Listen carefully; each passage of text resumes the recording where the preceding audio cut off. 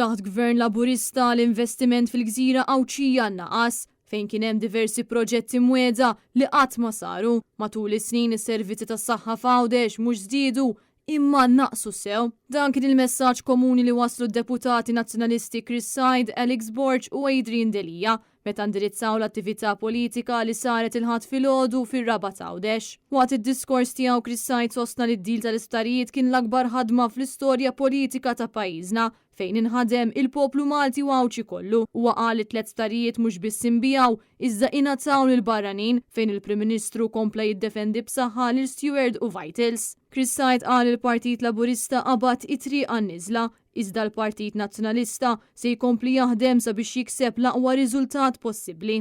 U f'sena id-daqqa li qed jieħu il-Partit Laburista hija daqqa li qed tlilna tatina tama, tatina kuraġġ biex inkomplu naħdmu.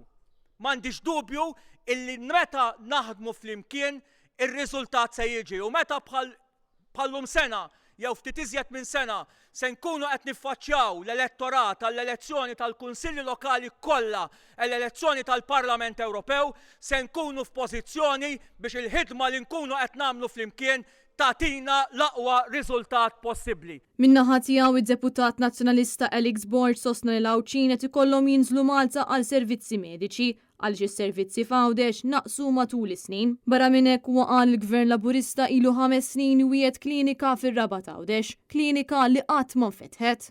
Għax issa il-poplu Malti u Awċi imxebba l-istqarrijiet illi qed naraw, is-surveys illi qed naraw tul dal-aħħar ġimgħat kollha juru b'mod mill-aktar ċar illi l-poplu ma jistax jibqa' għaddej kif inhu għaddej.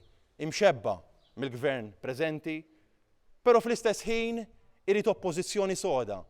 Irid oppożizzjoni mhux biss oppożizzjoni imma gvern alternattiv. Gvern alternattiv illi jagħti tama u fiduċja lill-poplu Malti u Awċi. Min-naħa tiegħu id-Deputat Nazzjonalista Adrian Delija waqt id-diskors tiegħu saħaq li d-dejn kollu li għandna f'pajjiżna sar wara li l-Gvern b'4 miljuni ta' euro fejn minn dan id-dejn ftit li xejn sar investiment. Huwa saħaq li l-Gvern tal-Labor ħataf l-isptarijiet mill-poplu Malti u Awċi u tom lil barranin fejn dan id-dil ġab deficit fis-settur tas-saħħa. Wara sentenza tal-qorti illi kundannat bl-iktar mod aħrax l-aġir tal-gvern, jibqa' ħadd ma jieħu responsabilità.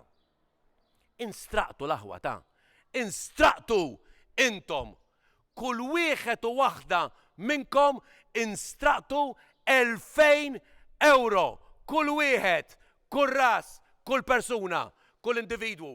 U kieku ma twafqux mill-qorti dawn il-kuntratti fraudolenti kontu ħadd insterqu 20,000 euro kull wieħed u waħda minnkom.